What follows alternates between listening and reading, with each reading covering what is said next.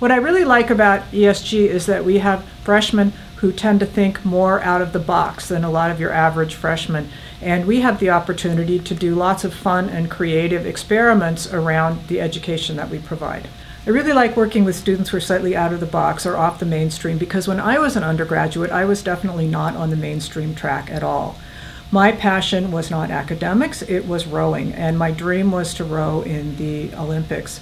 In 1975, I rowed on the U.S. national team, and we won a silver medal in the World Championships, and I won the U.S. Nationals in single sculls. And I was planning to go to the Olympics in 1976. In March of that year, I met a woman who was in graduate school at MIT in geophysics, and I suddenly went, geology and physics together? I could do that.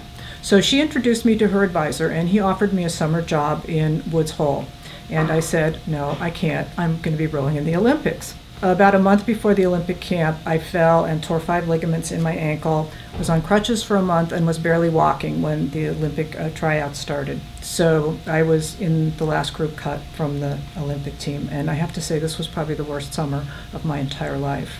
In the aftermath of this disappointment, I called up this MIT professor and I said, hi, this is Leigh Royden. Do you remember who I am? Because it had been months. And he said, yes. And I said, do you still have a job for me? And he said, yes. And I said, I'll be there. So I spent that summer and the next summer in Woods Hole doing research, and a year later I was in a PhD program at MIT in geophysics. And now here I am, 30-odd years later, a professor of geology and geophysics at MIT and director of the experimental study group. The lesson I get from this is follow your passions. You never know where you're going to end up, and some really unexpected things can happen along the way. But for people, for our students at MIT, there are going to be lots and lots of opportunities out there. And if you do what you love and keep your eyes open, you're going to end up in a good place.